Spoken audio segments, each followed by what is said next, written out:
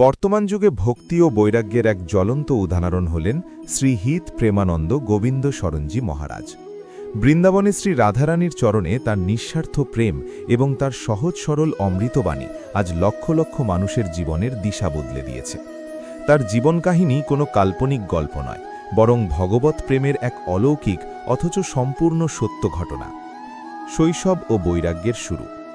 প্রেমানন্দ মহারাজের পূর্বাশ্রমের অর্থাৎ সন্ন্যাস গ্রহণের আগে নাম ছিল অনিরুদ্ধ কুমার পাণ্ডে।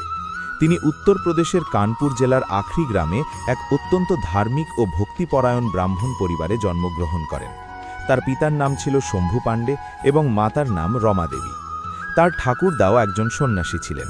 পরিবারের এই আধ্যাত্মিক পরিবেশ ছোটবেলা থেকেই অনিরুদ্ধের মনে গভীর প্রভাব ফেলেছিল। মাত্র ১৩ বছর বয়সে সংসারের মায়া ত্যাগ করে ঈশ্বর লাভের তীব্র আকাঙ্ক্ষায় তিনি তার পৈতৃক ভিটে ত্যাগ করেন এবং সন্ন্যাসের পথ বেছে নেন। কাশীর ঘাটে কঠোর সাধনা।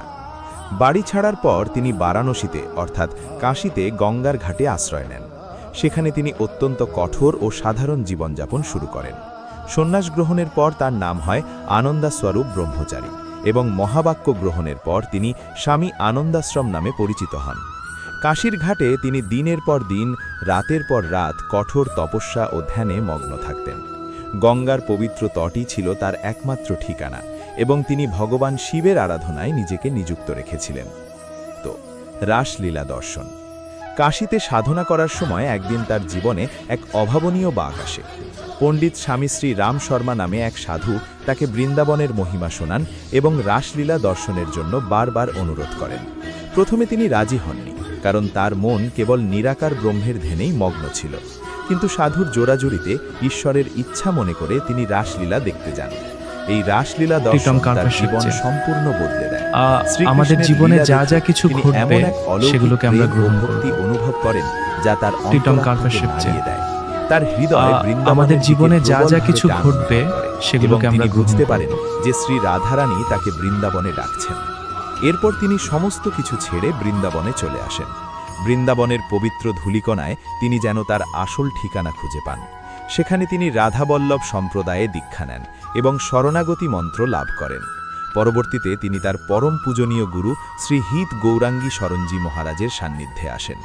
গুরুর কাছ থেকে তিনি নিজ মন্ত্র লাভ করেন এবং নিজেকে সম্পূর্ণভাবে শ্রী রাধাকৃষ্ণের চরণে সমর্পণ করেন।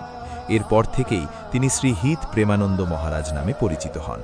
দীর্ঘ ১০ বছর তিনি তার গুরুর একনিষ্ঠ সেবা করেন এবং ভক্তিরসে নিজেকে সম্পূর্ণ নিমজ্জিত করেন। শারীরিক যন্ত্রণাকে হার মানানো ভক্তির শক্তি। প্রেমানন্দ মহারাজের জীবনের সবচেয়ে বিস্ময়কর ও অনুপ্রেরণামূলক সত্যটি হল তার শারীরিক অবস্থা। তিনি পলিসিস্টিক কিডনি ডিজিজ নামক আমাদের জীবনে যা যা কিছু ঘটবে সেগুলোকে আমরা বহু বছর ধরে তার দুটি কিডনি সম্পূর্ণ বিকল অর্থাৎ কিডনি ফেলিয়র। চিকিৎসকদের মতে এমন অবস্থায় একজন মানুষের সাধারণ জীবনযাপন করাই অসম্ভব।